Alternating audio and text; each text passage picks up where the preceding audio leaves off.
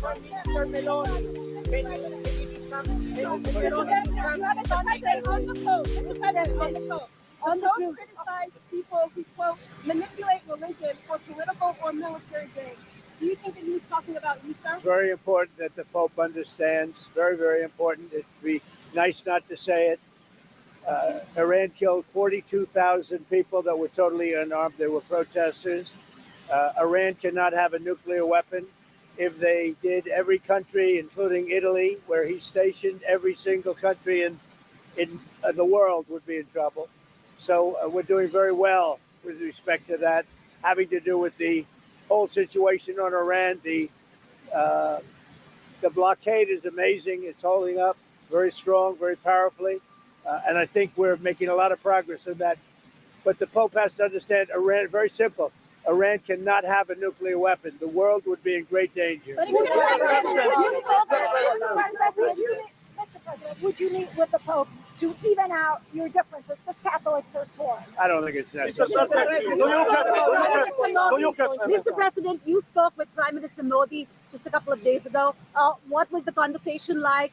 What is it that is on the table now? I had a very good talk with him, and he's a friend of mine from India, and he's doing great. We had a very good conversation. Are you considering extending the ceasefire with Iran? With who? With Iran. We're doing very well, I can tell you. Maybe it'll happen before that. I'm not sure it needs to be extended. Just so you know, Iran wants to make a deal, and we're dealing very nicely with them. We've got to have no nuclear weapons. If we do, that's a big factor. And they're willing to do things today that they weren't willing to do 2 months ago. Do you have any news about Ukraine? Do you have any news regarding peace in Ukraine? Will Hezbollah stick to the ceasefire? Are you confident about that? I think they will. I think it's going to be, actually, it's very exciting because it's 48 years. We're going to be meeting with Bibi Netanyahu, as you know, and the president of Lebanon. And I had a great talk with both of them today. They're going to be having a ceasefire, and that'll include Hezbollah.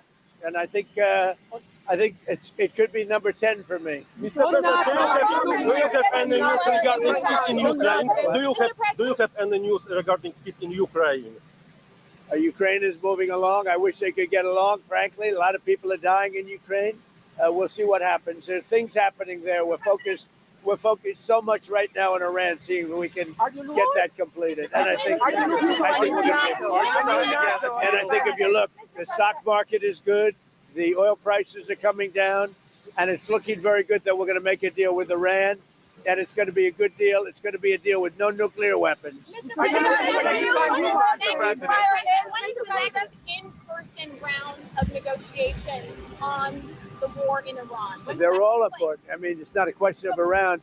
All of them are important. When will the next in-person probably maybe over the weekend. Will you send the Vice President? Maybe over the weekend. Just so you understand, the blockade has been incredible. It's held. They're not doing any business. They're unable to do any business because of the blockade.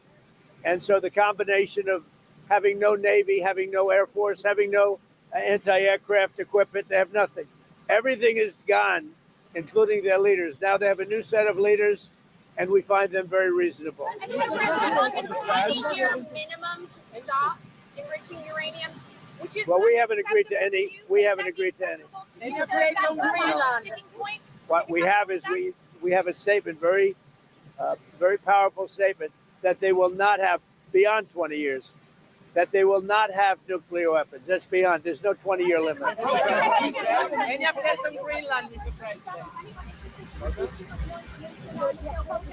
I think that Todd Blanche is doing a very good job, from what I'm saying. I mean, all I can say thus far, I think Todd Blanche is doing a very good job. If there's no deal, would you be willing to extend the ceasefire, or will the fighting resume, Mr. President? I would say the fighting. If there's no deal, fighting resume. Okay. And then on gas prices, how much longer will Americans continue to see these high gas prices? Well, they're not very high. If you look at what they were supposed to be in order to get rid of a nuclear weapon, with the danger that entails. So the gas prices have come down very much over the last 3-4 days.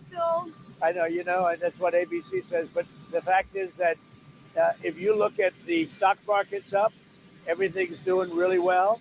And the big thing we have to do is we have to make sure that Iran does not have a nuclear weapon, because if they do, you want to talk about problems, you'd have problems. So very important is that Iran does not have a nuclear weapon, and they've agreed to that. Iran's agreed to that, and they've agreed to it very powerfully. They've agreed to give us back the nuclear dust that's way underground because of the attack we made with the B-2 bomber. So we have a lot of agreement with Iran, and I think something's going to happen very positive. Very complicated subject. It's I don't think we're waiting. I think we're moving very fast. It could happen pretty quickly.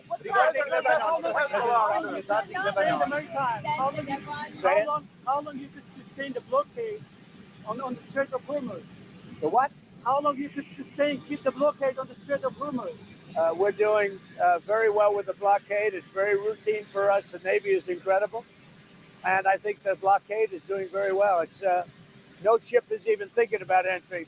No ship is going past our Navy. Why are you fighting with the Pope? And are you worried it's upsetting your No, I don't. I have to do what's right.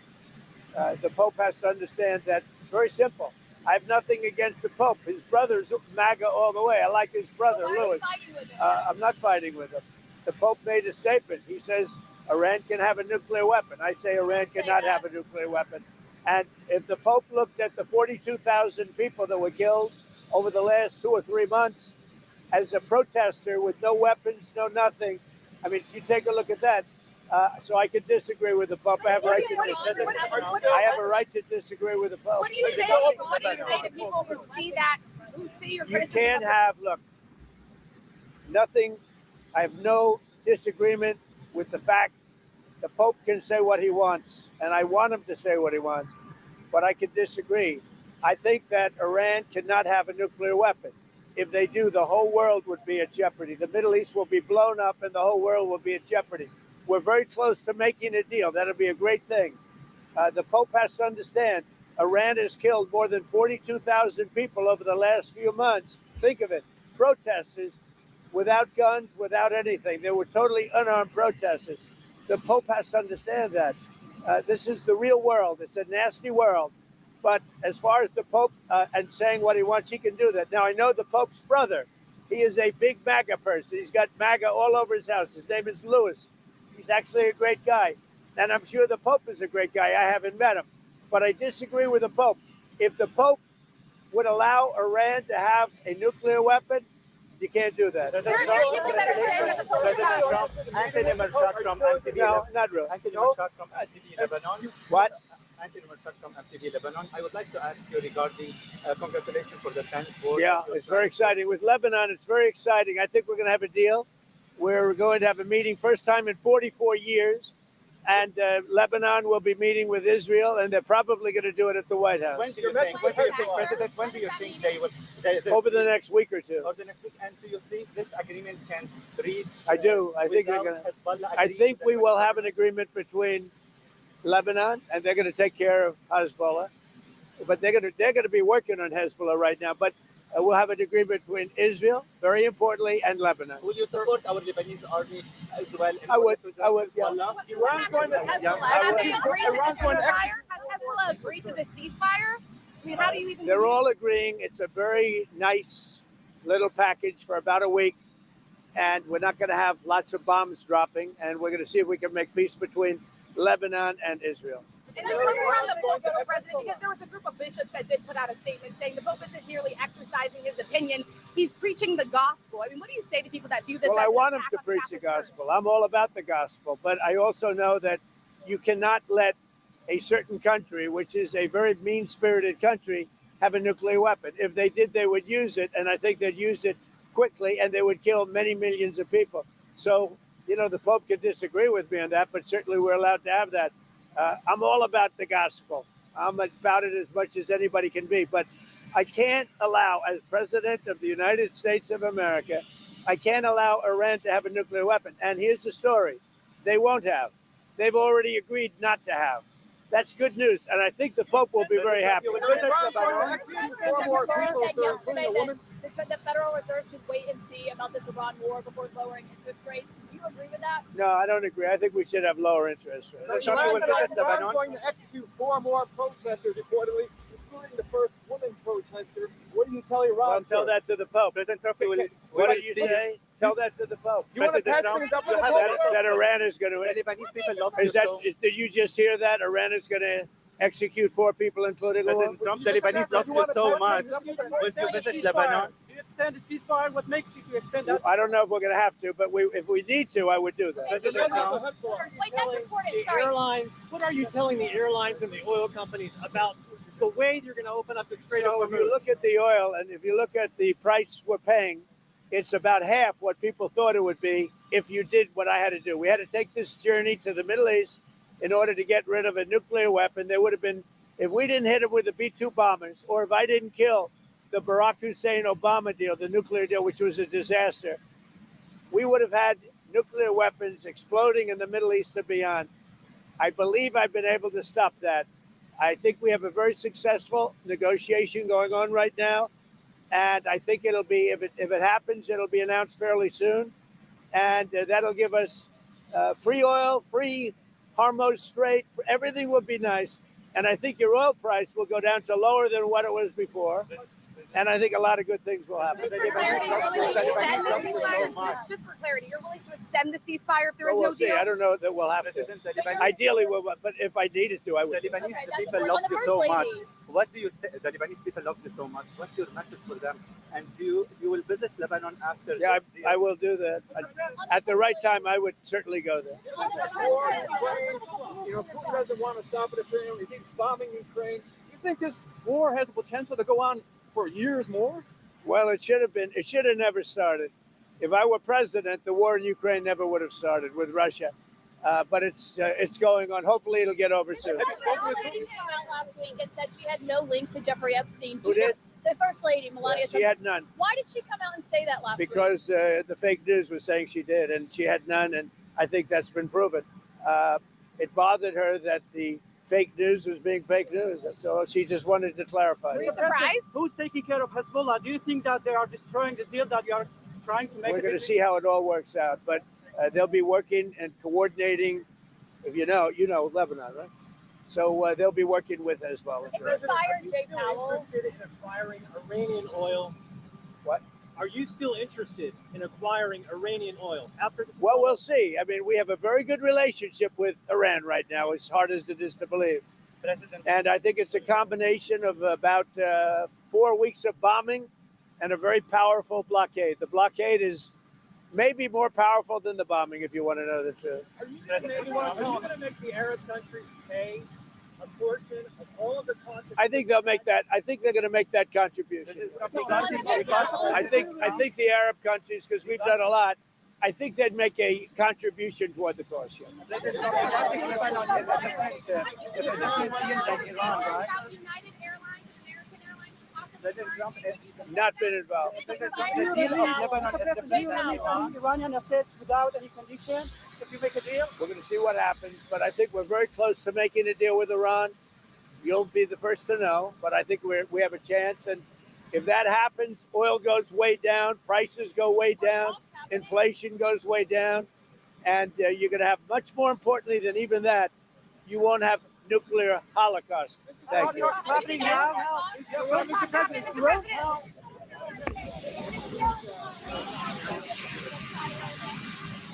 Extend that Well, ceasefire. possibly, but I think a deal could be reached. Possibly. I would be foolish not to. I mean, if we're close to a deal, would I extend? Yeah, I would do that. But we're close to a deal. We're getting along very well with the new Iranian leaders. It really is, it's regime change. These are people that are a lot different than we were dealing with at the beginning. As you know, they're no longer around. They're no longer with us. But we have a very good relationship.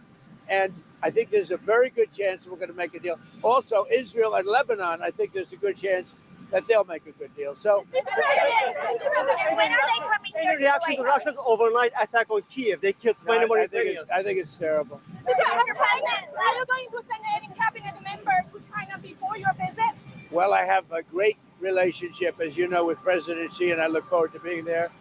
We have a very special relationship. So I look forward to being in China. How's the preparation going? Thank you.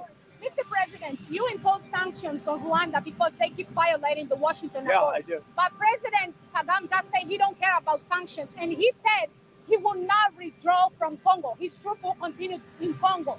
What is your reaction to We're that? going to look into it very strongly, but they do have very big sanctions. Mr. President, there was a G20 meeting in Washington today. Why did you invite Poland instead of South Africa? Well, Poland's a great country. We like it a lot. We're friends with Poland. The president is doing a great job, so we invited him. President, would you agree to the President I saw your Truth Social posts about Bruce Blakeman in New York. He's being denied up to $7 million of public campaign funds in New York by partisan Democrats. Have you seen that, and what's your reaction to it? I can just tell you this. Bruce Blakeman is running for governor. He will be a great governor if he wins. I don't know that he wins or not because it's New York. And, you know, people cheat on elections and a lot of other things. But Bruce Blakeman is a great, great gentleman. As you know, he comes from Nassau County, which is a Democrat area, and he wins by a landslide all the time. And if Bruce Blakeman gets in, your taxes are going to go way down, and a lot of good things are going to happen, including cleanliness and all of the things that you want to see. I know him very well. He's been a great leader, a great executive in Nassau County. Even though it's largely Democrat, he wins in a landslide. Everybody loves him.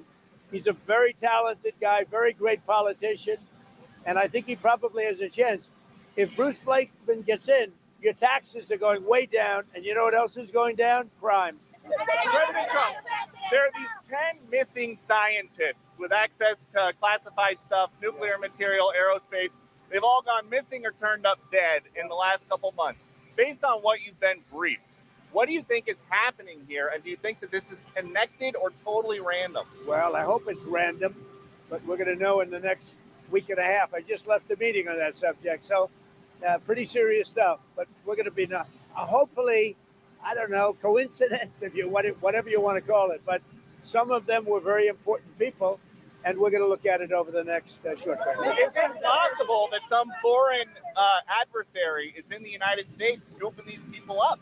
Well, you know, Biden had open borders. It wasn't very hard to get here, but we've gotten many of them out. You know, we've caught many, many people, many very bad people, including thousands of murderers that we've taken out of our country, thousands of drug lords that we've taken out of our country, hundreds of thousands of prisoners that were let into the U.S. that we've taken out of our country. As far as the scientists are concerned, we'll probably have a pretty good answer over the next week. And with the peace talks in Iran, does it have to be a big deal all at once, or would you accept a little deal to start? Well, I have a little deal. I can make a little deal. I want to get it done and get back to keep going with low. You know, our pricing is doing great. As soon as the war is over, we're going to be lower than we were 2 or 3 years ago. So I want to get back to that. We had to do something. We had to make sure that Iran never gets a nuclear weapon. And we're at that. They've agreed to that. They've totally agreed to that. They've agreed to almost everything. So maybe if they can get to the table, there's a difference. They agree. They're going to get to the table with a pen. We'll have that over with. And then we can focus on our great economy. And also, you know, I inherited the highest prices in the history of our country, the worst inflation in the history of our country. I'll get it down to a very low number. We had it to a very low number, and it's still low. But the most important thing right now is to make sure Iran can never have a nuclear weapon. Mr. President, Would you ever go to Pakistan to seal the deal yourself? I would go to Pakistan, yeah. Pakistan has been great. They've been so good. Islamabad, I might go. Yeah. If the deal is signed in Islamabad, I might go. The field marshal has been great. The prime minister has been really great in Pakistan. So I might go. They want me to go. The First Lady last week called on Congress to further look into and uncover the truth on the Epstein files, the Epstein saga. Do you believe that there should be a public hearing for more of these Epstein survivors? Well, I'm okay with it. I think we've had a lot of public hearings. I'm okay with it. But I understand that the women didn't want to go under oath. That's what I heard. That the women, the victims or whatever, they refused to go under oath, which was a little surprising. Now, Melania felt strongly about it because she was accused of that I met her through Epstein, but it turned out to be totally false. It was a false story. Don't these ceasefire also include Iraq and region? Are we talking about the one with Lebanon? Lebanon, Iraq, Yeah, and well, the whole thing. So we just made a deal with Lebanon. As of 2 hours from now, we have a ceasefire with Israel and Lebanon, and that'll be great. And they'll be meeting, probably coming to the White House over the next 4 or 5 days. Have the Epstein And that'll be survivors? the first time they've met in 44 years, which is pretty unneighborly when considering they're neighbors. But there's a really good chance that that'll work out with Lebanon and Israel. I met with, through the telephone, with the president of Lebanon, who's a really good guy, highly respected, and with Bibi. And I think there's a chance we'll be meeting right here in the not too distant. Have the Epstein survivors received justice? Do you think the Epstein survivors are received justice? Israel and Lebanon have tried to make peace before. What's going to be the difference this time? Me. I'm the big difference. Me. So Australia has announced, Mr. President, about taxes. States like Virginia, North Carolina, and New York, Democratic states, are looking at raising taxes. Is that going to take away from the tax cuts? What's happened? No, because, no tax on tips. I'm going over no tax on tips today. That's why I'm going to Nevada. I'm going to Arizona. But this is sort of a no tax on tips. What's happening is people are finding out that in their tax returns, they're getting a big refund, much bigger than they thought. So it's no tax on tips, no tax on Social Security, no tax on overtime. I think wait. I think it's going to be amazing. Are those the But if you look at what they're doing in New York, in California, they're raising taxes and they're driving people out. It's a shame. Australia has just announced that it's increasing its defense spending to 3%. You've been asking for 3.5%. Are you satisfied? We're going to see what happens. But on defense spending, look, we built the greatest military anywhere in the world. There's nobody even close. All you have to do is take a look at the blockade. Nobody's ever seen anything like it. That blockade is the best thing. And I'll tell you something. I think the blockade has been more powerful than the bombs. The bombs were powerful, and it weakened them. They have no Navy. They have no Air Force. They have no anything. They have no leaders. But their new leaders, the ones that have replaced them, it's a regime change. They are much more, I think, frankly, more intelligent and more moderate. But we have a real chance to make a deal very soon with Iran. Just on Australia, on Australia, Mr. President, you asked for 3.5% increase, like 5% you did with NATO. Australia has only gone to 3%. Are you satisfied with that decision? Would you I'm consider not happy reviewing with defense Australia arrangements? because Why they were not specifically? because they were not there when we asked them to be there. So Australia, What did you ask for? Australia was another one. They were not there, having to do with Hormuz, the Hormuz. What do you mean by that? Still friendly with Albanese? So I'm not happy. I'm not happy. But why specifically? Do you still have a good relationship with the Australian Prime Minister? What message do you think the ceasefire in Lebanon sends to the UK and other European allies who chose not to get involved in the war? Well, we spend trillions and trillions of dollars on NATO. And when I asked them to get involved on a much smaller situation, which is Hormuz and Iran, they weren't there for us. Remember what I said. They weren't there. None of them. They weren't there. So we were there on Ukraine. I mean, we shouldn't have been. It would have never happened if I were president. But nevertheless, when they've had problems over the years, we were there. When we asked them to get involved on a very minor skirmish by comparison to what it could be, they weren't there. So I don't think they'd be there for a large skirmish. And therefore, I think they've got themselves a problem. Do your policies like no tax on tips, no tax on overtime show that the Democrat Party is no longer the party of the working class and the Republican Party under your leadership actually? I love this question. This is the greatest guy. Look how handsome he is. What a great guy he is. Yes, the Democrats don't know what they're doing.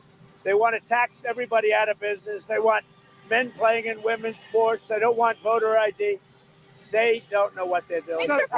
We've had an unbelievable run, and the people getting their tax returns and they're coming back, and they're ending up getting $5,000, $6,000, $7,000 more than they thought possible. Do you think the Pope was being disrespectful to you, sir? The who? The Pope. Do you think he was being disrespectful to you? I don't think about it that way. The Pope has to understand that Iran cannot have a nuclear weapon.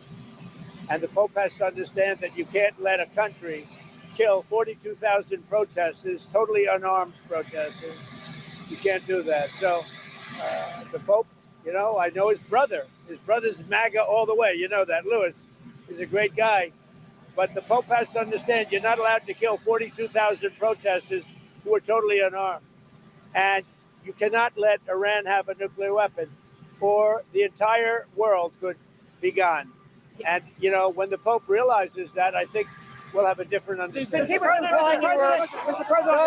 energy dominance mean that Europeans should be buying more gas and oil from the United States? Well, they should be buying more from us, and what they should be doing is using the North Sea. I can tell you, UK, I've been telling that to your Prime Minister, UK should open up the North Sea. It's one of the greatest in the world, and they should use it instead of buying oil from Norway and other places that use the same source. They should use it, and they're not doing it. They're doing windmills, and windmills do one thing. You know what they do? Put you out of business. Mr. President, did you recently talk to Mr. Erdogan or the regional leaders about the peace deal or the peace talks about? We're dealing with everybody. We're dealing with all of the leaders on many different subjects. We're very close to a deal with Iran. Thank you. The option to Justin Fairfax killing his wife. Justin Fairfax killing his wife. Still the option to Justin Fairfax killing his wife.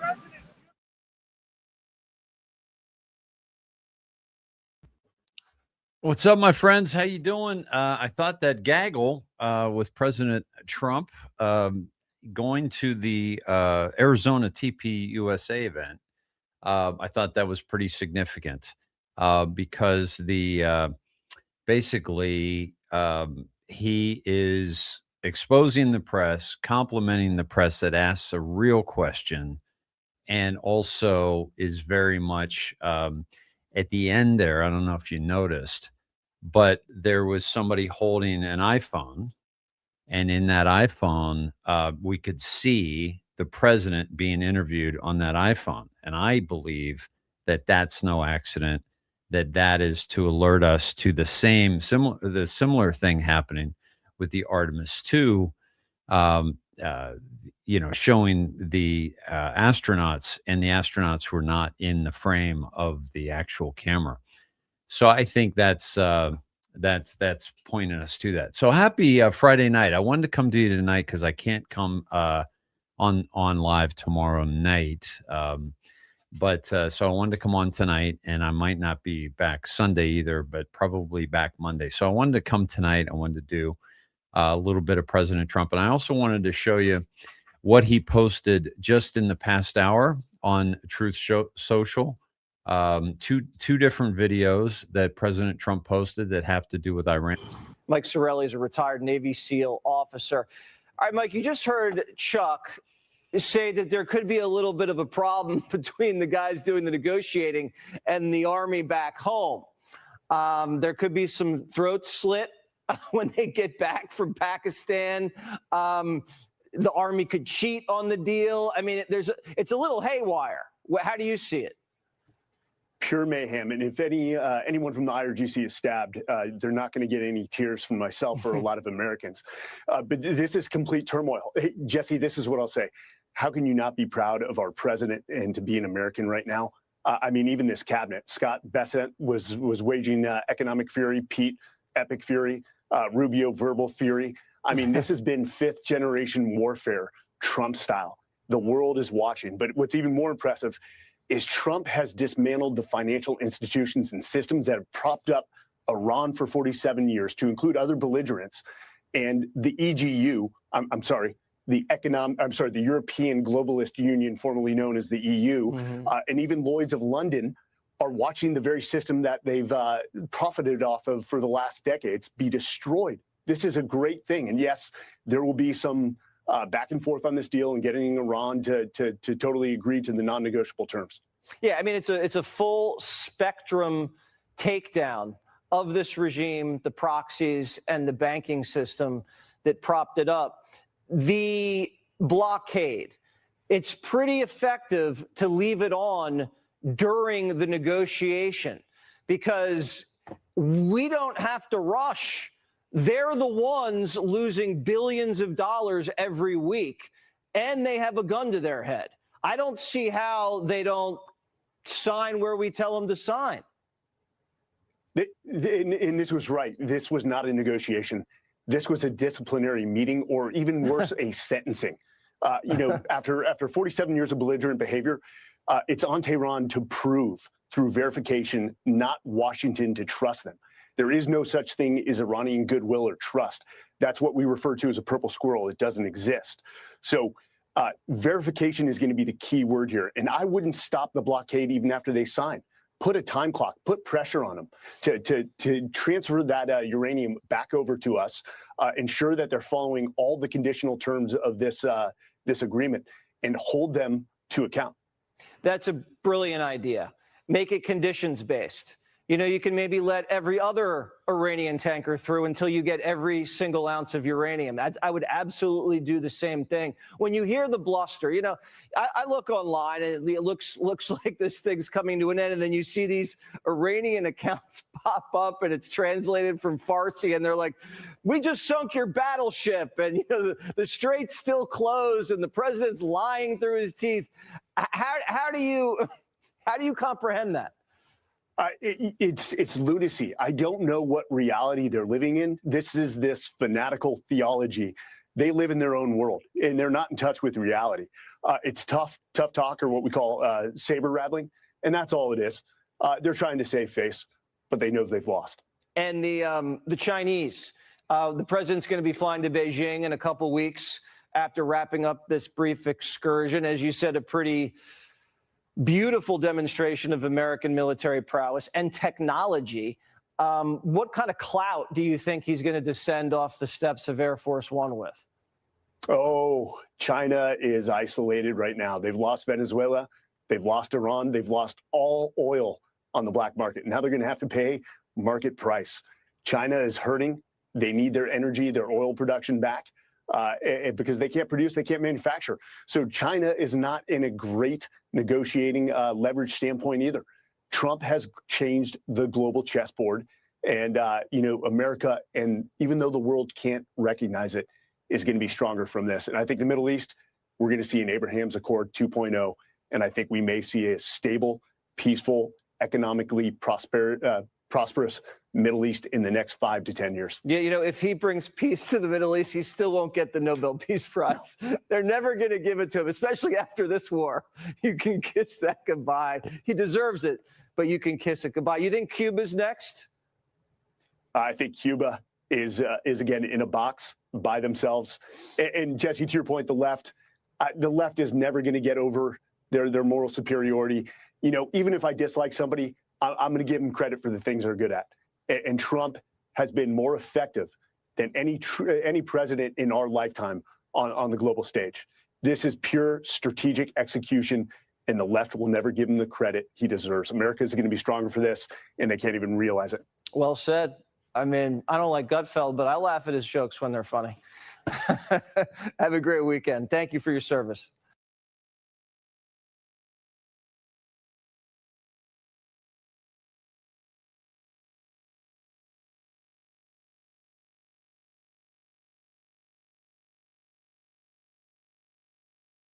Excursion could be over in a matter of days, maybe hours.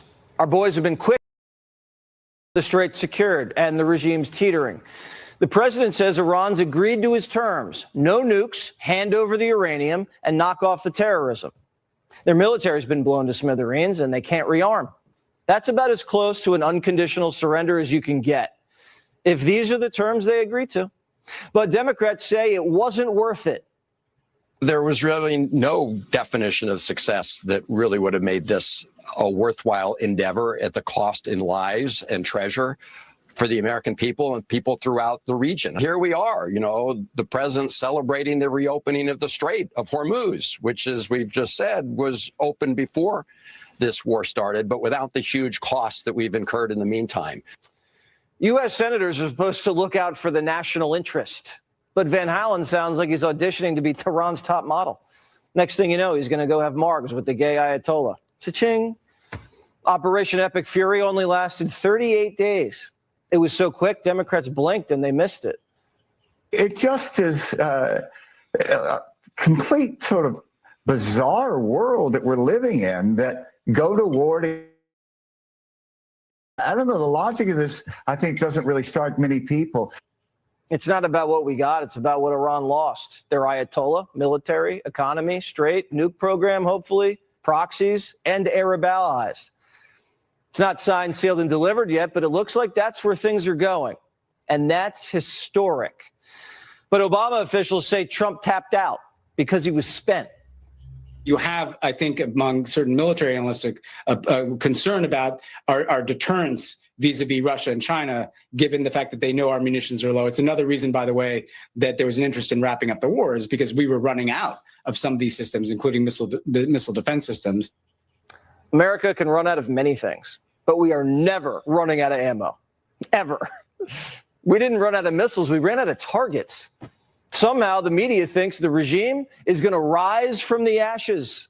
There does appear to be one significant way in which the Iranians will emerge from this war stronger, and that is the knowledge that they can disrupt the global economy by threatening access to the Strait, a major point of leverage they had not tested in the past. Iran always had the power to terrorize the Strait. They terrorized it. They've been doing it on and off since the 80s. You think they're going to try to do it again after what just happened to them? Doubt it. Iran's been at war with us for 47 years. And Trump basically just ended them in 47 days. First, they said Iran was winning. Then they said we had no plan to open the Strait. And then when we opened the Strait, well, the Strait was open before the war.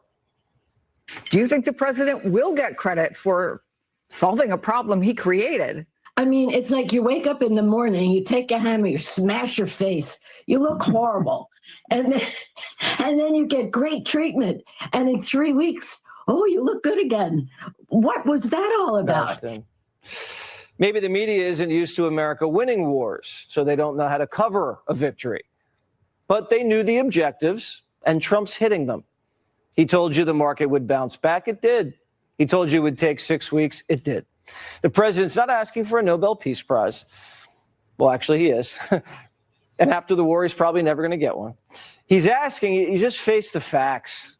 And maybe he wants a little credit. Just a little. There was a plan. Iran's neutered. Venezuela's behaving, and now we're energy dominant. The Mideast, united. The U.S. dollar stands supreme. And the Navy, we have China surrounded.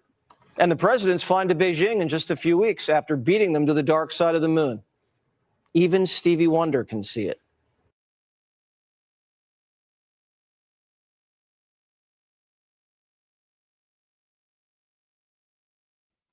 Even Stevie Wonder can see it.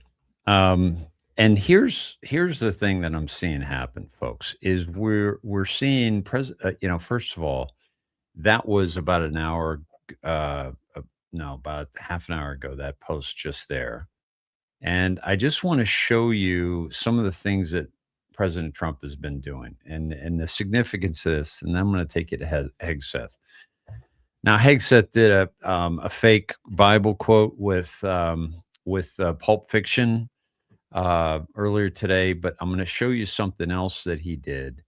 But I wanted to show you that this is President Trump talking about, I'm going to be speaking to a big crowd in Turning Point USA.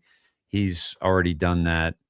I did a dive on this. I'm going to show you that in a moment. These were the two Jesse Waters that I just showed you. Okay. But before that, I want to take you to a few things. CBS, Spain's leftist government has closed Spanish airspace to U.S. planes carrying out missions against Iran. This was March 30th, 2026. President Trump was saying Spain wasn't there for us. New York Times, Brett Stevens, if past generations could see how well this war has gone, compared with the ones they were compelled to fight at a frightening cost, they would marvel at their posterity's comparative good fortune. They would marvel, too, at our inability to appreciate the advantages we now possess. Some actual good coverage from New York Times, but New York Times has been completely horrendous. He reposts Lindsey Graham about the what the lazy and biased media is telling us, what's going on in Washington regarding the DHS government funding. The reality, DHS is not being funded and its employees are not being paid because Democrats refuse to vote for funding unless Republicans agree to hamstring ICE and CBP, Border Patrol. The Democrats' demands are not reforms, they're handcuffs. I'm willing to work on DHS reforms, but our country's national security cannot be held hostage.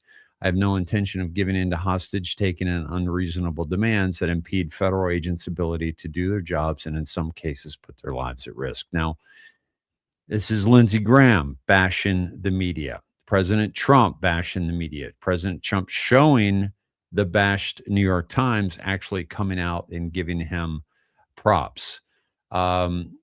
He posts a criminal from El Salvador, MS-13 gang member with convictions across 3 states for carjacking, hit and run, property damage, conspiracy to distribute meth, heroin, cocaine, DUI, and more. ICE arrested him this weekend. This is the kind of enforce Democrats are apparently against. So they're attacking the media, attacking Democrats. Again, Bernie Moreno, he reposts this. Here's what you won't read in the mainstream media or automotive news. Since Liberation Day 1 year ago today, these are the announced investments from auto companies. Hyundai, $26 billion. Stellantis, $13 billion. Toyota, $10 billion. On top of the $60 billion they invested already. Mercedes-Benz USA, $4 billion on top of $7 billion invested to date. Ford, $5 billion. GM, $4 billion. Every single Democrat opposes the tariffs that led to these investments. Instead, every single Democrat voted for and supported the moronic push to electric vehicles that cost the U.S. auto industry almost $100 billion. China was laughing at the absurdity, but a new renaissance in U.S. automotive manufacturing is coming. Thank you, President Trump, Secretary Lutnick, and Jameson Greer. America First versus America Last. That's from Bernie Moreno. So again, you won't read in the mainstream media. DeSantis signs a bill to rename Palm Beach International Airport after Donald Trump. The war on fraud prosecutor Colin McDonald was sworn in today and passed the Senate with Vance. Apple expands American manufacturing with 4 partners, and Apple putting a lot more money into it. So he's showing the mainstream, lamestream media, even the Supreme Court about the birthright citizenship and how it's just ridiculous. Common sense needs to, prevail here. 10 hours ago, the failing New York Times, fake news, CNN, and others just don't know what to do. They are desperately looking for a reason to criticize President Trump on the Iran situation, but just can't find it. Why don't they just say at the right time, job well done, Mr. President, and start to gain back their credibility? Okay. Iran is never going to close the Strait of Hormuz again. It will never be used as a weapon against the world. A great and brilliant day for the world, DJT. Thank you, Pakistan. Great Prime Minister and Field Marshal, 2 fantastic people. They're helping with the peace talks, right? The deal's not tied in any way to Lebanon, but we will make Lebanon great again. We're removing the sea mines. Thank you to Saudi Arabia, UAE, Qatar for your great bravery and help. And now that the Hormuz Strait situation is over, I received a call from NATO asking if we would need some help. I told them to stay away unless they just want to load up their ships with oil. They were useless when needed. Paper tiger, President Donald J. Trump. So he's calling out NATO. He's calling out media. He's calling out the Democrats.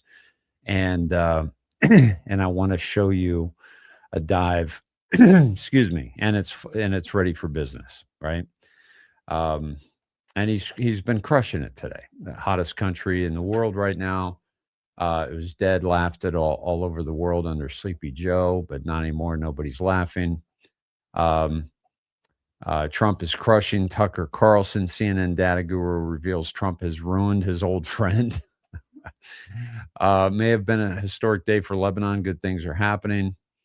Passed the Save America Act. Yeah, this is this was all today, folks. This was all today. Now, Here's what I want to take you to. I want to take you to this drop right here, where he's talking about later today. I'll be talking to a great big crowd for Turning Point USA in the great state of Arizona, then flying back to the White House, and therefore will not be at the Mar-a-Lago tonight for a very special event.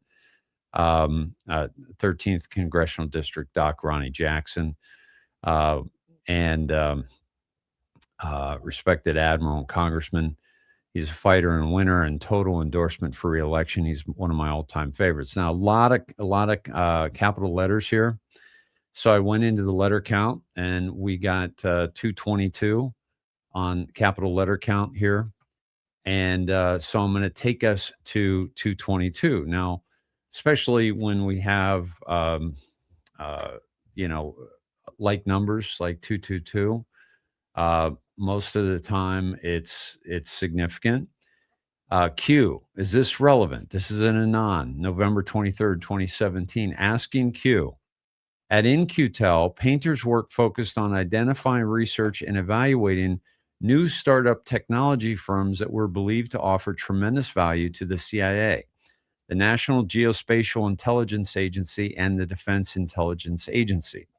Indeed, the NGA had confirmed that its that its intelligence obtained via Keyhole was used by the NSA to support U.S. operations in Iraq from 2003 onwards.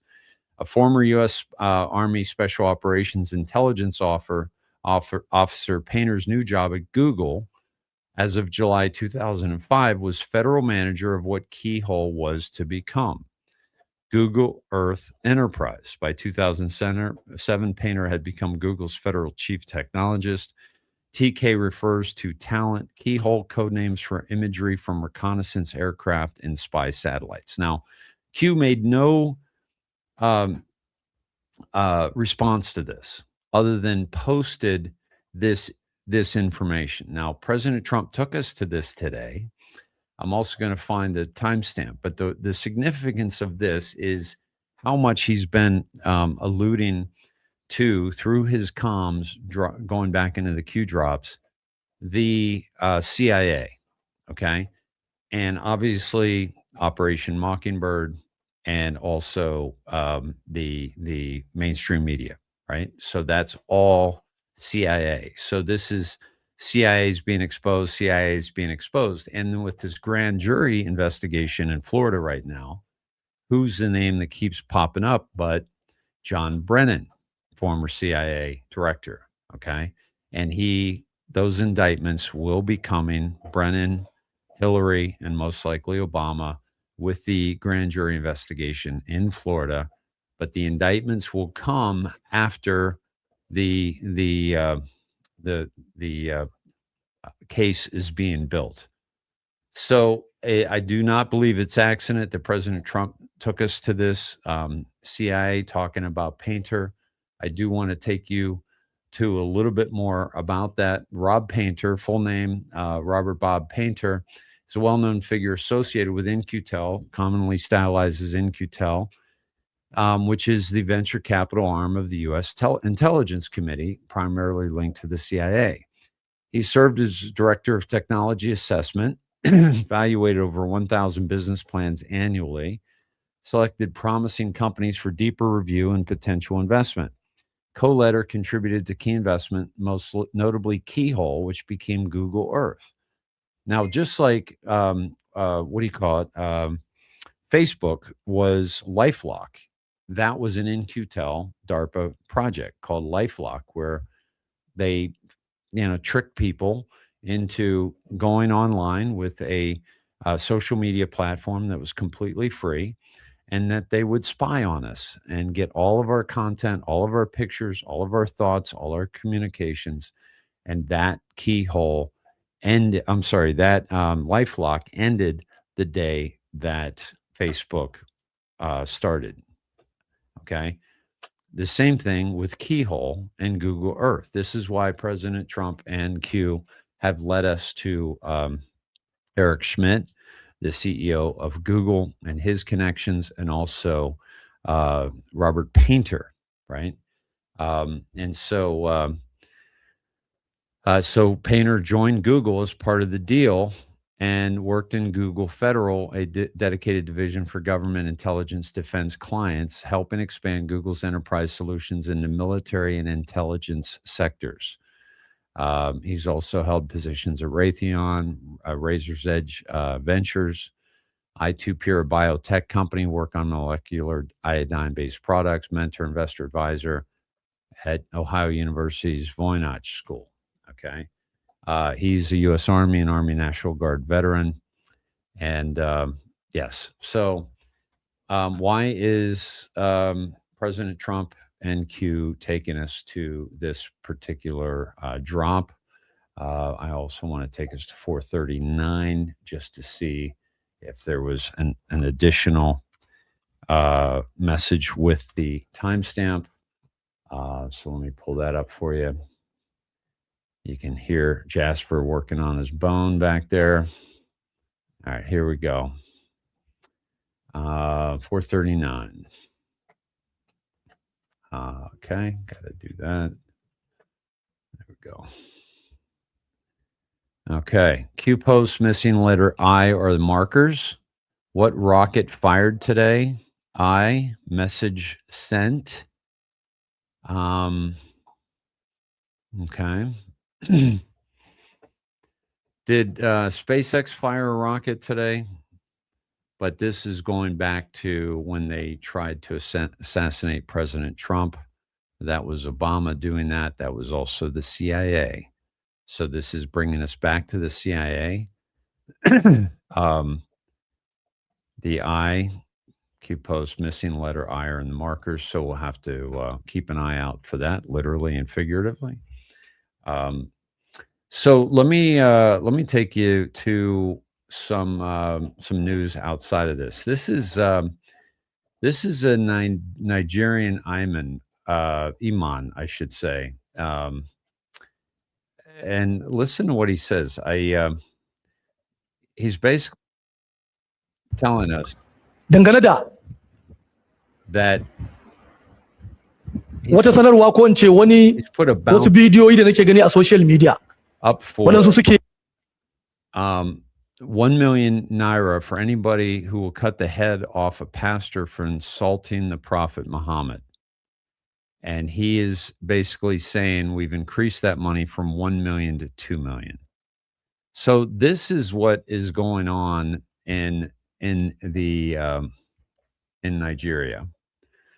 And we need to put an end to this. And I'm hoping that President Trump is not just looking at Cuba, but looking at what's happening to these Christians, which is absolutely tragic.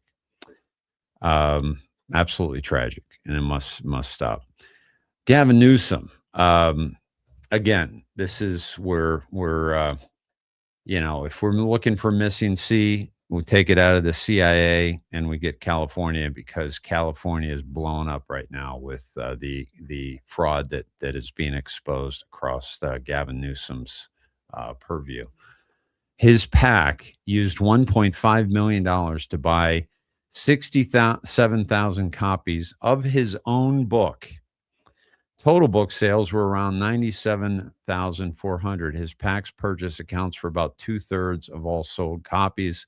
So if you're wondering who's reading the drivel put out by Gavin Newsom, he's I think he must be taking a bath in these books and just have them stacked up all around them, and which is tragic.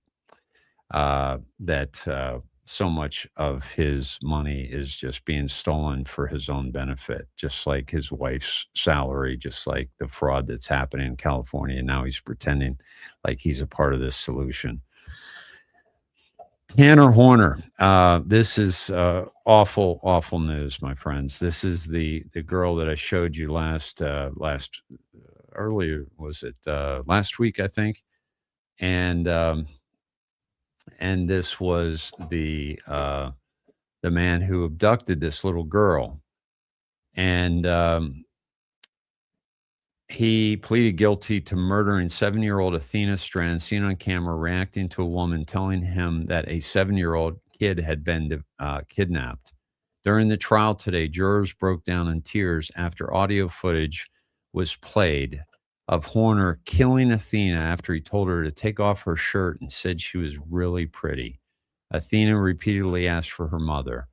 Horner is then heard asking Athena to remove her shirt, and there are several moments when she says no and asks for her mom. That was followed by repeated sounds of crying, screaming, and banging, NBC reported. Jurors were also shown footage below of Horner being stopped while trying to deliver packages. He was told by a woman that the road was blocked off because of a 7-year-old kid had been kidnapped. Hey, could you tell me when I need to get through? There's like people in the vehicle in the way. Huh? No, that's the only way out. I have more packages to deliver. That's the only way out. Yeah, I can't even watch this, but just tragic news, my friends. This is just what a scumbag. And what are we going to do? I mean, some states are calling for the death penalty. Some states are calling for castration, but it's absolutely something that needs to be taken to a whole nother level. Yeah, tragic. So Swalwell is his laptop supposedly is he has a laptop that chronicled and contained all the evidence of his sex crimes that have now been seized by the FBI. The laptop is said to have direct evidence of Swalwell engaging in lewd, illegal, and humiliating sex acts with both men and women, and directly implicates dozens of prominent Democrat politicians as part of Swalwell's sex ring and crimes. In other words, a lot of Democrat politicians are about to go down with Swalwell. He is said to be just the tip of the iceberg, and his laptop apparently makes Hunter Biden look like a choir boy. This may be the political scandal of the decade that brings down the entire Democratic Party. Release the Swalwell laptop now. This, my friends, when he resigns, when he steps out of the California race for governor, he's hoping that it's all going to go away. But that's when we really have to put the clamp down on and take out these clowns once and for all, because this is just, we're done. We're done with this kind of nonsense going on in our world, and certainly in our Congress, right?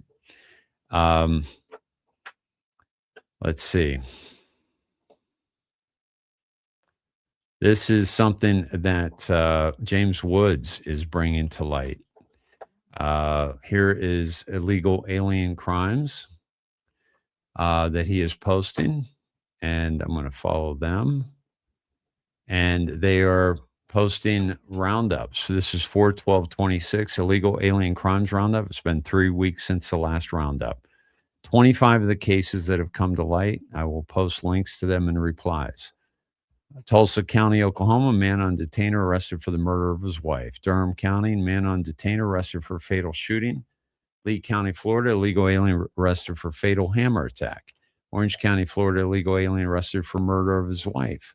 Illegal alien.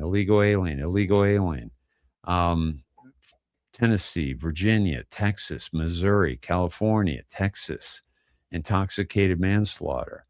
Arkansas, illegal alien arrested for DWI crash that killed 2. Dark County, Ohio, Tennessee, North Carolina, New Jersey, hit and run death. North Carolina, hit and run death. I mean, folks, this is, these things wouldn't be happening if these people were, kept in prison or kept in jail when they're arrested. It doesn't make sense that that these people are just, walking around free.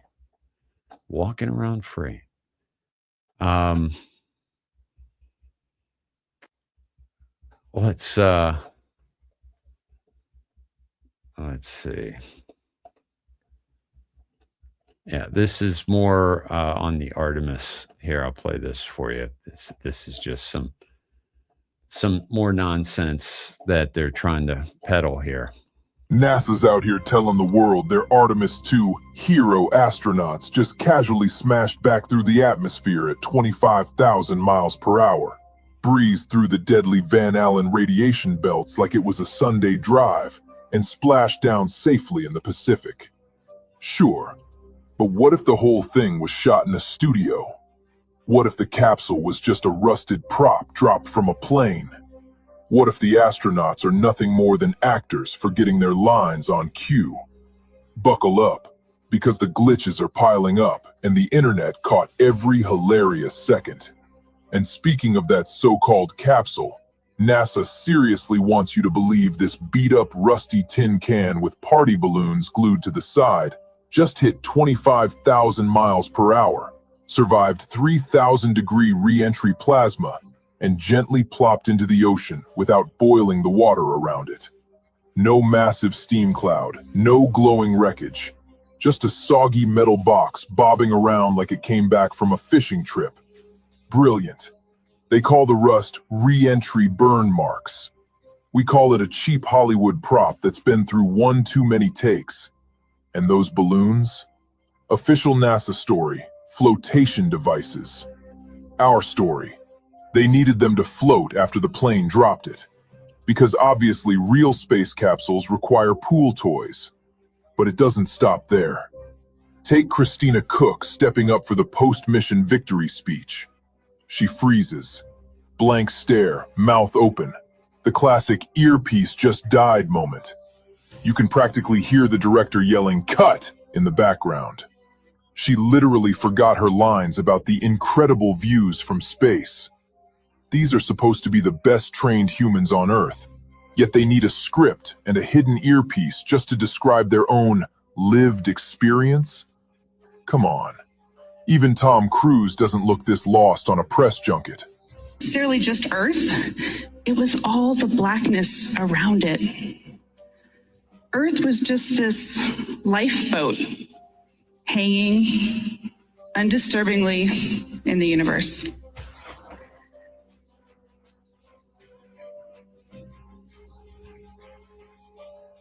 Uh-oh. So...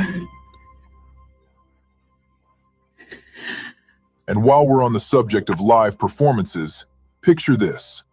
Live on NASA's official YouTube with 49,000 viewers watching, the cabin feed suddenly lights up with thousands of fake stars exploding inside the module. Then poof, gone in one click. Not a camera glitch, not compression. A straight-up VFX fail. And that's not the only one. People have been screen recording for days. Windows that reflect studio lights, space backgrounds that pixelate and warp, astronauts' hair perfectly still, while zero-G hair on real ISS footage actually floats. Sudden cuts where the Earth curvature changes size like a bad PowerPoint slide. The internet is flooded with these. It's just CGI glitch. This is Artemis. They took this. Watch this whole thing. You see the whole thing shit. Ready? Watch. I just slowed down too. Ready? Watch. See that? See the whole thing shit. Let me rewind again. Ready? Watch this. Ready? CGI glitch. Ready? Watch it. See it? But they always make sure they got their space prop out there. They're always playing with their space prop.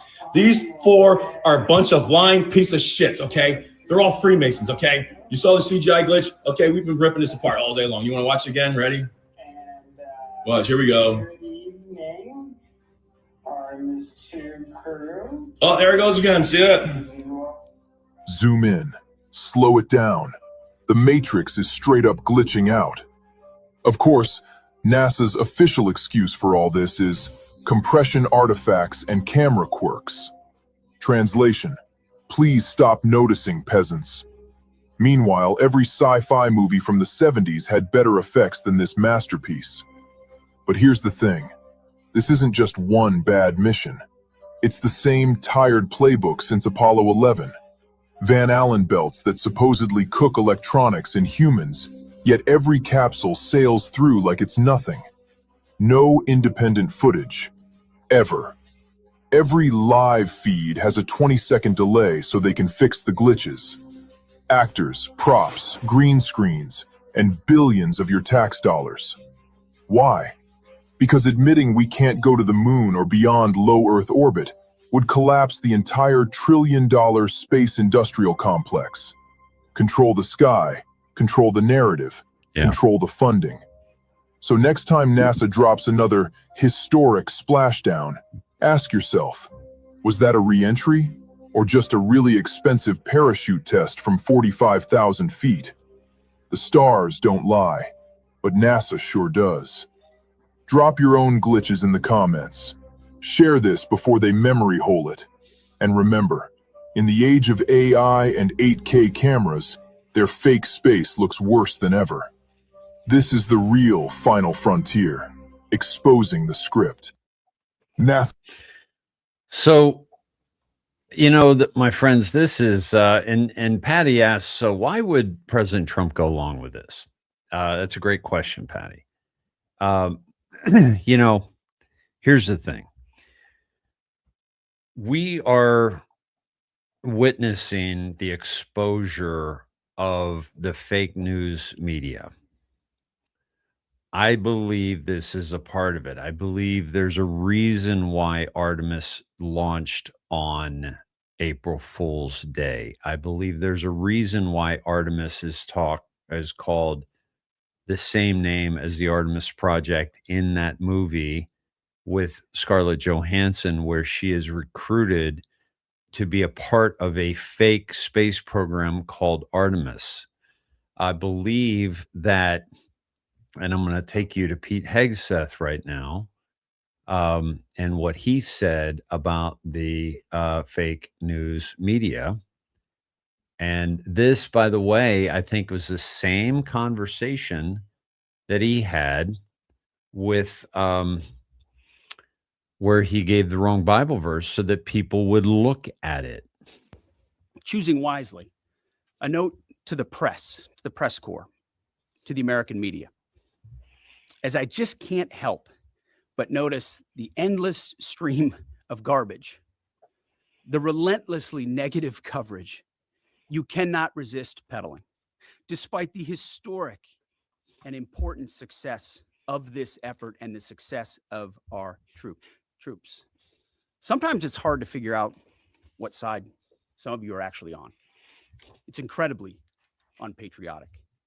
This same press corps, not this exact same press corps, but at least an older press corps, bent over backwards during the Biden administration to explain away, the disastrous and disgraceful Afghanistan withdrawal. You called it the greatest airlift in American history.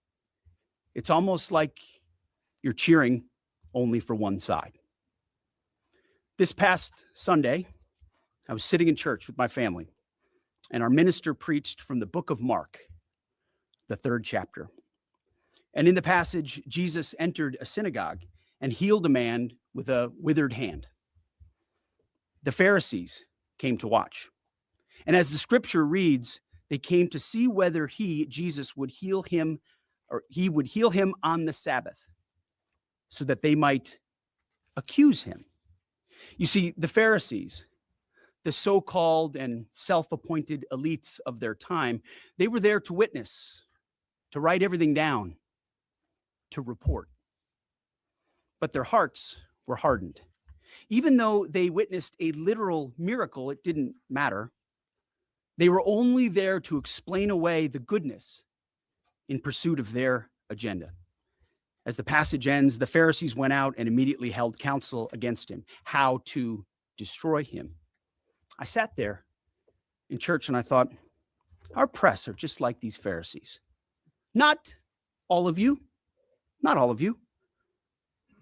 but the legacy Trump-hating press.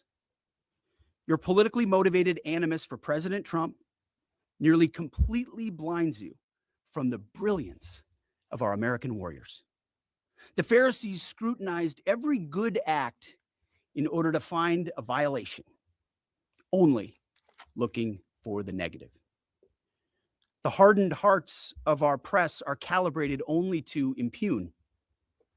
I would ask you to open your eyes to the goodness, the historic success of our troops, the courage of this president, and this historic moment for a deal that could end the Iranian nuclear threat, the incredible battlefield victory laid before your eyes, the not one, but two incredible rescue missions, miracles, you might say, or a locked-in blockade. Or how about historic recruiting numbers?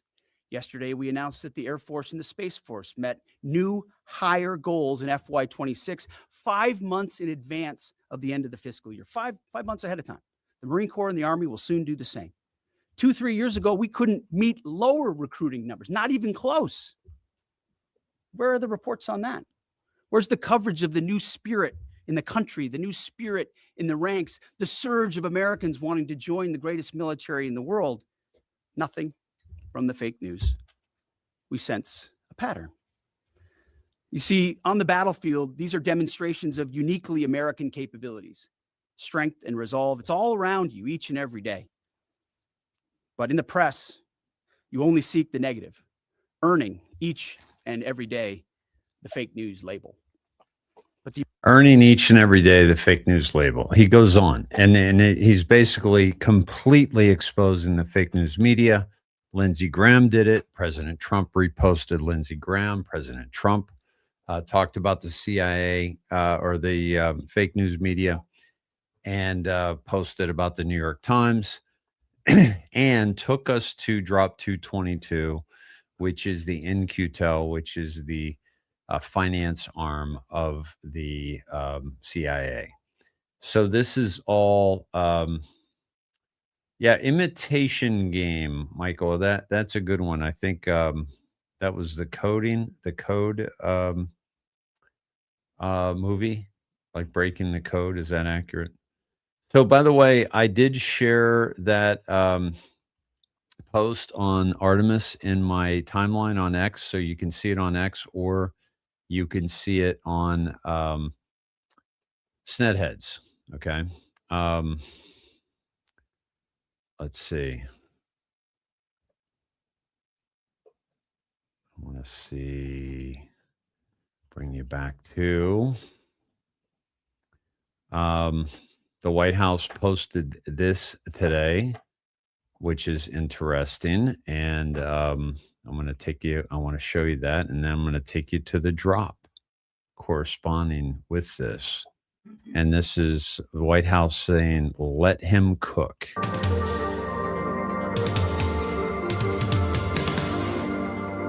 By the way, big investment today announced from Tim Cook of Apple. So let him cook. He's bringing in all this investment.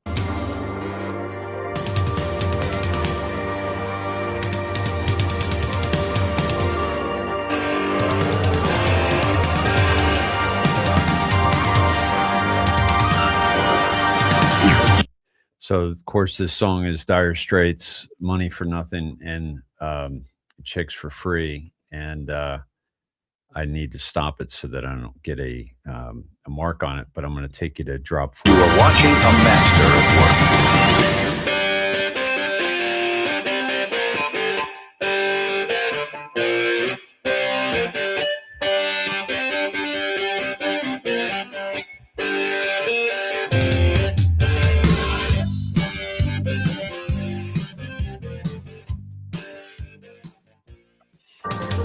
So that's put out by the White House today, and it was 43 seconds. And I'll take you to the drop 43, November 2nd, 2017.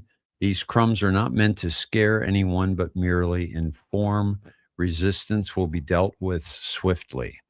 The core focus is removing entrenched and fortified bad actors within our federal government. Now, remember, Tulsi, just the other night I showed you, she talked about the actors, the deep state actors, okay, in this movie. We've heard central casting. Simply be diligent. Phone numbers will be provided if you witness an uprising or other domestic violence, in addition to 9/11. Any military scene is for your protection as well as to demonstrate our resolve. Watch for confirmations tomorrow. So very interesting that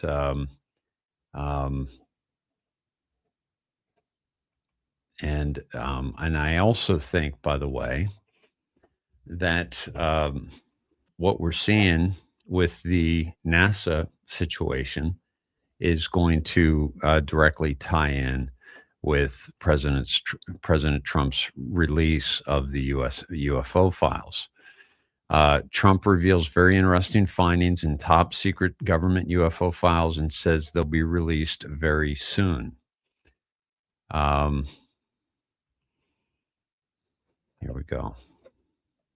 Introducing Jackson's kettle cooked potato. 2, 1. There we go.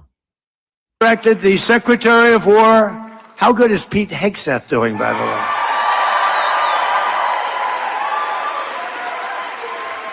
To begin releasing government files relating to UFOs and unexplained aerial phenomena.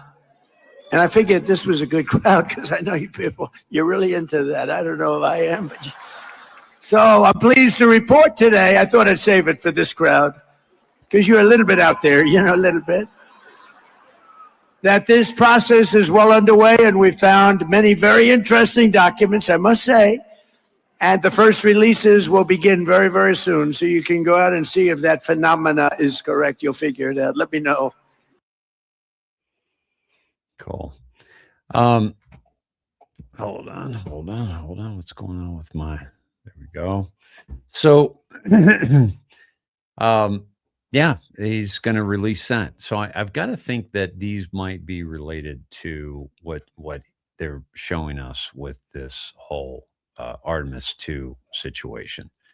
I think it's they're definitely related.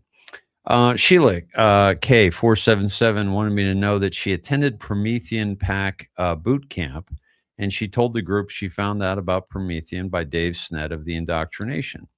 That's Sheila on Rumble. Thank you, Sheila, for that heads up, and prayers up for Maggie, who's having breast surgery on her birthday on Monday. And God bless you, Maggie. I hope that all goes well. President Trump also announced today that that there's a $300 billion refinery being built in the United States.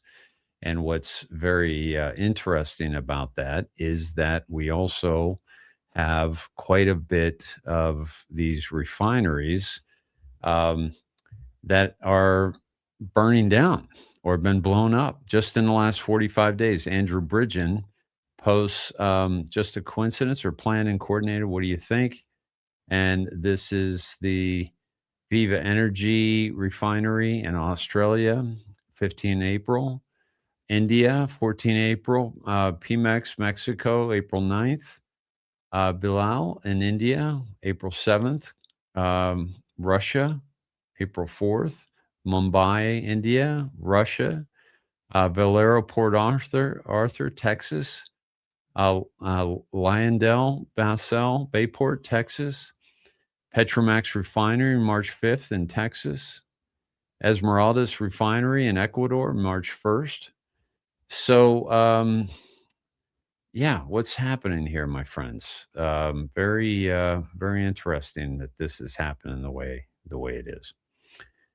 And I did want to do a capital letter count on the NATO situation, and I haven't done that yet. So let me pull up the NATO, and this was President Trump's post about $300 billion Texas refinery, the first new U.S. plant in nearly 50 years. This has been a long time coming, my friends, and we need to be much more proactive in bringing refineries online because we have the cleanest refineries in the world. President Trump just posted this, by the way. Mueller probe cut corners, broke rules to get Trump whistleblower claims. This is all being revealed, my friends, and it's not going to be pretty for the Democrats. Policies like no tax on tips and overtime show GOP is the party of the working class. And one of the journalists asked President Trump about that, and he said, "You're such a good-looking guy. You asked such a great question." And yeah, tax deductions deliver biggest refund for tip workers. Trump credits Las Vegas as the birthplace of no tax on tips, touting up to $8,000 refund for workers. Folks, this is really significant. And for me as well, by the way, folks, no tax on tips. So please, if you would like to support the work that I do here, please do so. And you can just, do a QR code with your phone, and it'll take you right to the site. If you don't have that technology, then we'll put the links in the chat. But yeah, please support this show. Help me keep the lights on. Help me grow this show and grow this community, which is very, very important for us to continue on, especially with all the fake news media around the world that we're dealing with on a daily basis. We have to support those that are giving us real information and not fake information. This was the UFO one, but I wanted to take you down to this post here and do a capital letter count on, let me pull it up. This one here. So this is the Strait of Hormuz, 10:13 a.m. Let me take us to the capital letter count, and we will see that it is 77. So I'm going to take us to 77, but I'm also going to take us to the timestamp. 77 double number, which we also had 222 today. And then 10:13, which was 11:3 start. 10:13 drop the zero is 11:3. So that's significant. But let me also go to 113, and let's pull these up for you here and see what we have. See if President Trump is communicating to us. 77. That's a big one, my friends. November 5th, 2017. Repost lost. Follow Huma, who connects HRC Clinton Foundation to Saudi Arabia. Of course, that is Harvard University Muslim alumni, which was funded and supported by Prince Al-Walid of Saudi Arabia, who had his ties deep, his claws deep within the Democrat Party, primarily with Barack Hussein Obama and Valerie Jarrett. Who is the Muslim Brotherhood? Who has ties? Who is Awan? What is the Awan group? Where do they have offices? That's Pakistan and also DC. Why is this relevant? Define cash laundering. What is the relationship between Saudi Arabia and Pakistan? They were, and I showed you the connection there between the present leader of Pakistan, his brother, and his connection with Prince Al-Walid in Saudi Arabia, who he was not arrested. The former prime minister of Pakistan, he was allowed to go free, and he ended up in Jeddah, Saudi Arabia, which is the birthplace of Prince Al-Walid. Why is this relevant? Why would Saudi Arabia provide tens of millions of dollars to U.S. senior government officials? It's all about control. What does Saudi Arabia obtain in exchange for payment?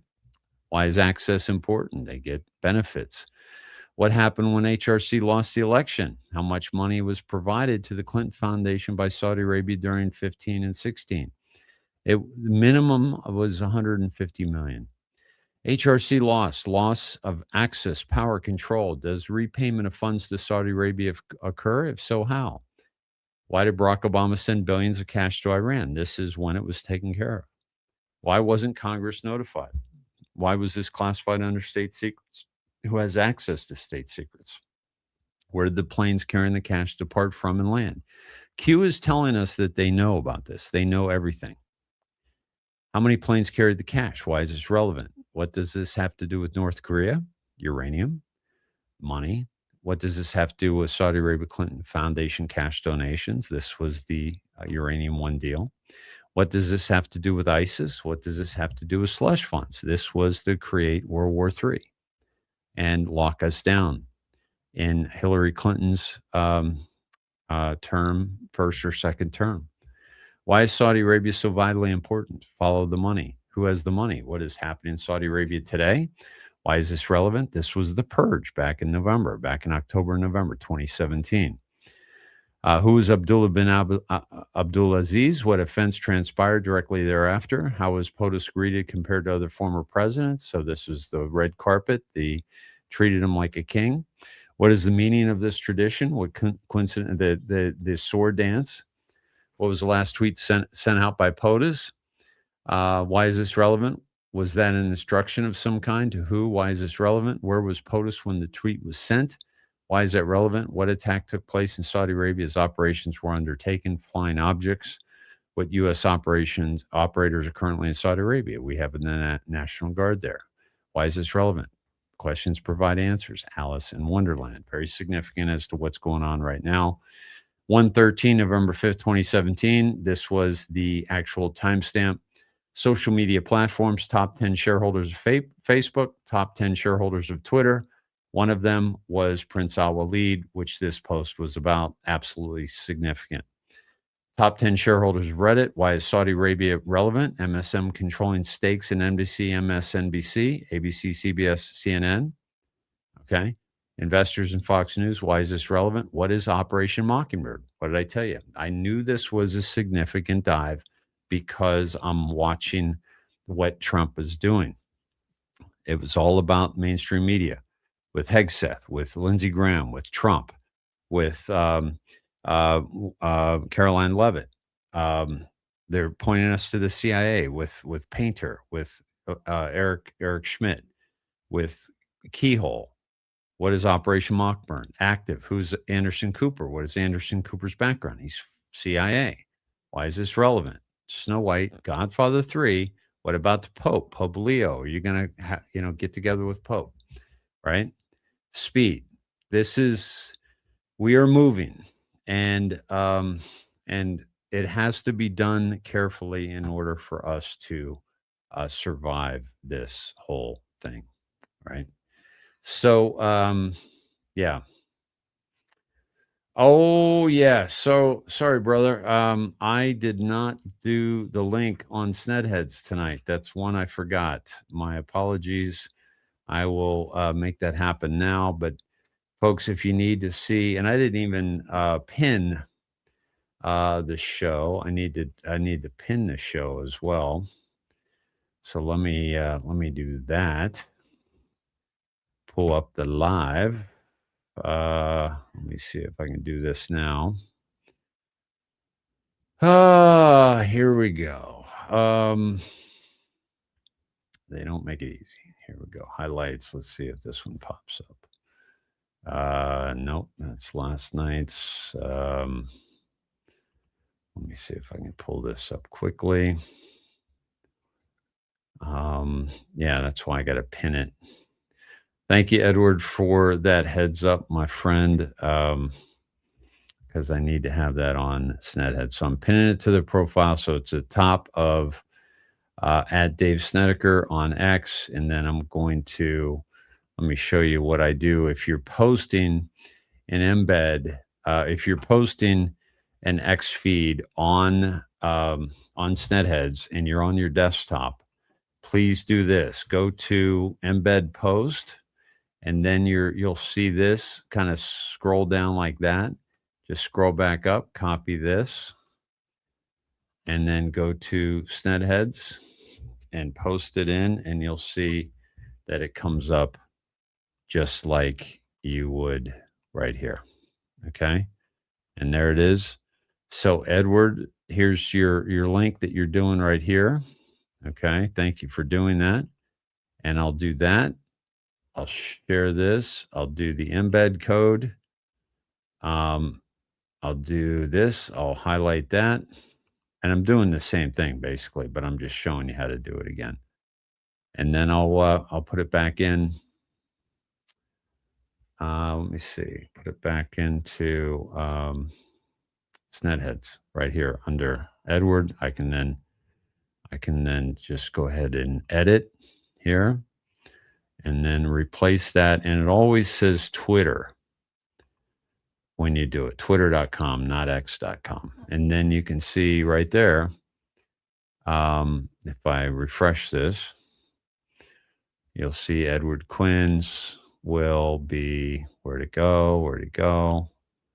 There it goes. Then you can see it, the actual post right there. So it makes it a lot easier. Okay. All right, my friends, let me, by the way, this is a new QR code. If you'd like to donate to the show, you can just take a snapshot of that and it takes you right to where you need to go. Get your Sned gear, snedshop.myshopify.com. Get your good stuff there.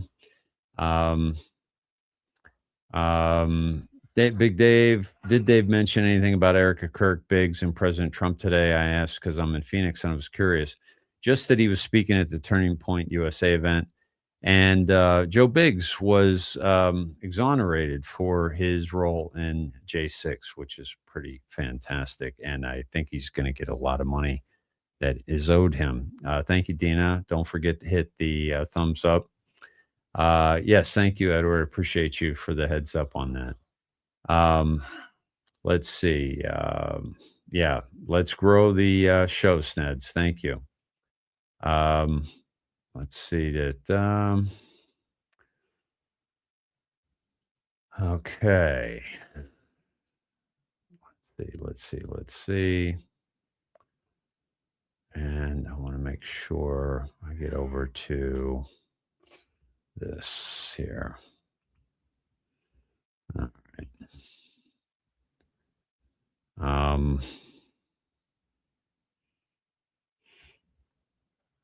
This is Tim Burchett. I gotta play this for you here. Check this out. Here we go.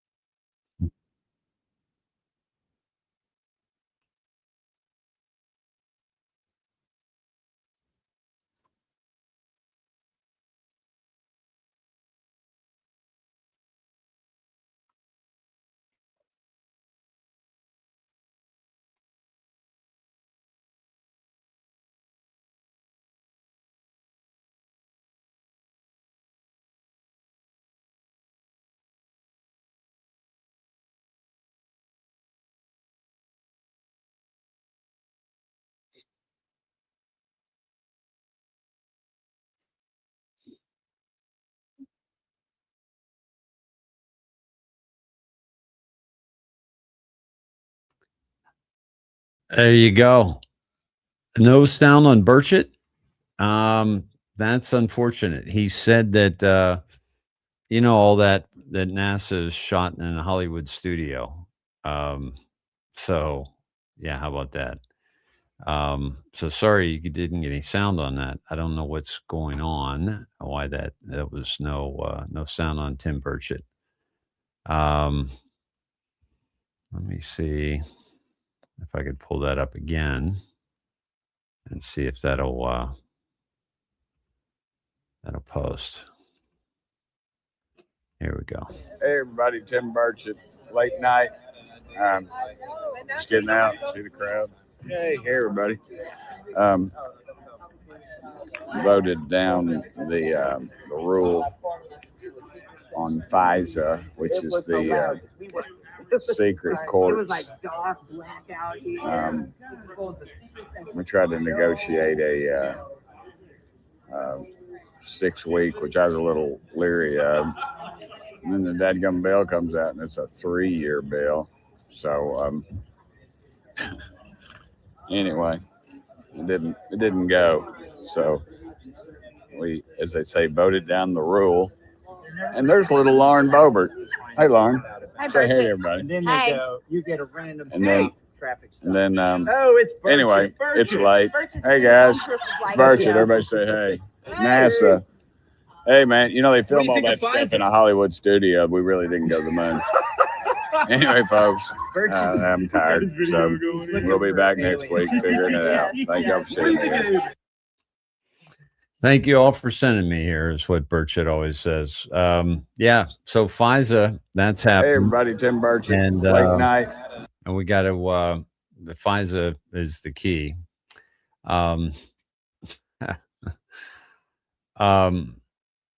Oh, my God.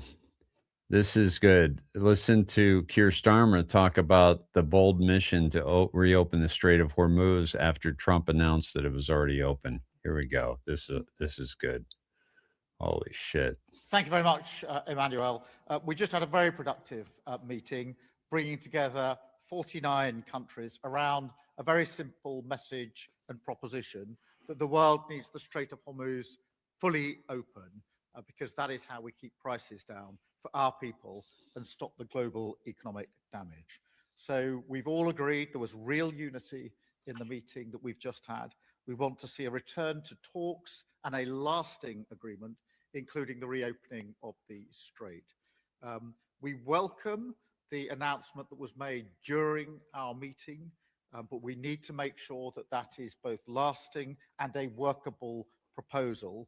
And if anything, it reinforces the need for the work that we've been doing this afternoon, because we're very clear that the mission that we're putting together is a defensive mission, and that comes after a ceasefire. So that's why we brought the international group together to indicate how we will play our part. And there are a number of elements. First, to deliver the diplomatic push for peace based on the fundamental principle that the strait should be reopened immediately with no tolls and no restrictions. And there was absolute unity on those points across all of the states attending today. And that transcends the other differences that countries who are with us this afternoon may have, because the whole world needs to see a solution here. Second, that we need to manage the economic shock by avoiding unnecessary trade restrictions, supporting energy and food security.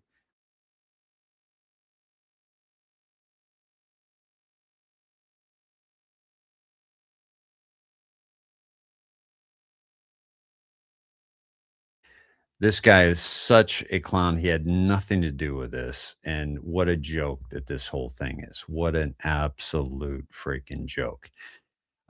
Folks, I want to thank Kelly Levinson for your $20 donation. Derek Martin for your $17 donation. Catherine Reeves, $25. Kelly Land, $25. Maggie O'Leary, $17. Linda Prasnick, $25. CR Partners, $10. And Dolores Worrell, $20. Thank you very much, my friends. Your support is very, very much appreciated. And thank you, and thumbs up. Please share out and tag influencers and friends too. It helps more than you know, and it is much, much appreciated, my friends. Let me see if there's anything that I missed showing you tonight that I absolutely wanted to. The USA is now producing more oil than Saudi Arabia and Russia combined, by the way, which is huge. This is a great day for the world, because what's happening in Iran, without question.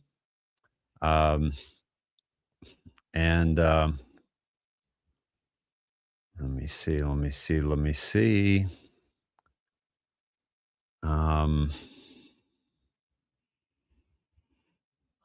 Yeah, okay.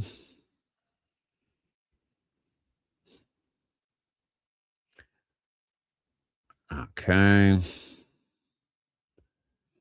The cardinal that said that, must be clearly stated that no one has the right to criticize the Pope when he faithfully follows the mission he received from Christ to bear witness to the gospel of peace. Yeah, right. Well, President Trump will be, questioning him, as will I. James Woods reposted the first openly gay chairman of the, here, let me pull this up for you, of the DC Police Union. Here we go. He's been arrested on child sex abuse charges. Yeah, there you go. Yeah. Yep.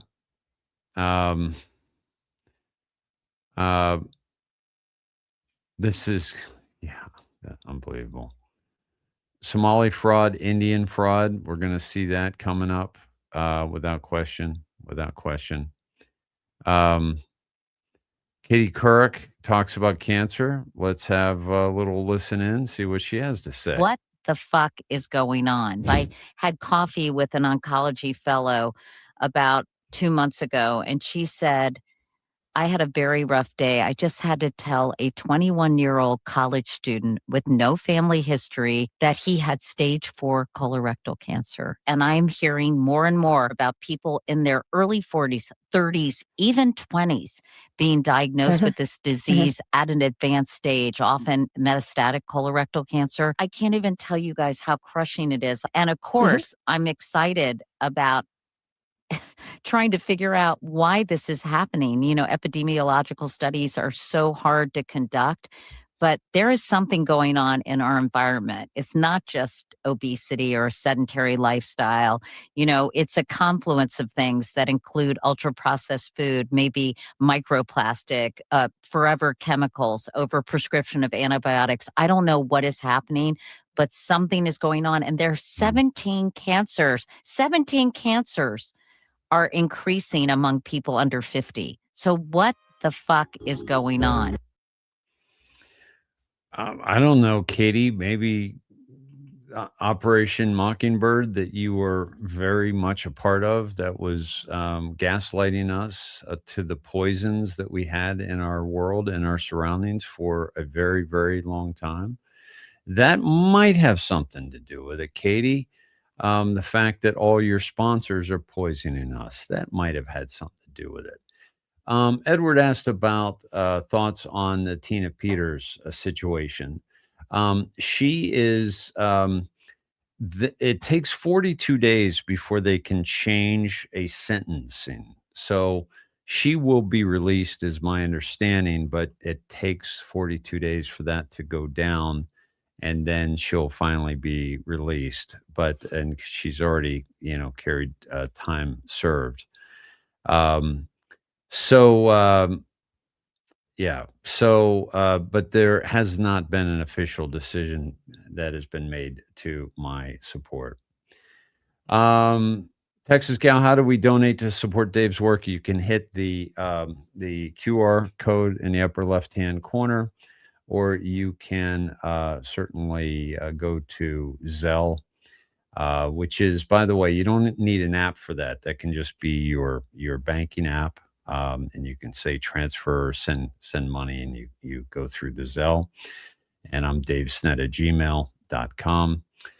And the QR code can allow you to do Cash App and a bunch of other things. So thank you for that question, and thank you for your willingness to support. And thank you, Debbie. I appreciate that. Nancy, thank you for resharing. Yeah. I use Zelle. Thank you, Maggie. I appreciate you. Yeah. Just share it on X and Truth, watching from New Hampshire. Kelly, thank you very much. Thank you. Yeah, it's the jabs. And by the way, 17 cancers, Texas Gal. Yeah, that's no accident. No accident, my friends. Yes. And the turbo cancers. Yep. Yep, that's what I had. Late stage colon rectal cancer. Praise God, I'm cancer free. Yeah, absolutely. And prayers up again for basically Maggie for breast cancer surgery on Monday. So prayers up for that. All right, my friends. Gonna wrap it up here at the end of 2 hours here. Thank you for those who donated. I'm gonna double check and see if I missed anybody, and make sure I get your transactions in here. Let's see. Got all that and got all this. Let me double check. And yeah, have a great weekend, my friends. Happy Friday night, and I'm looking forward to it. Yeah, I think I got everybody.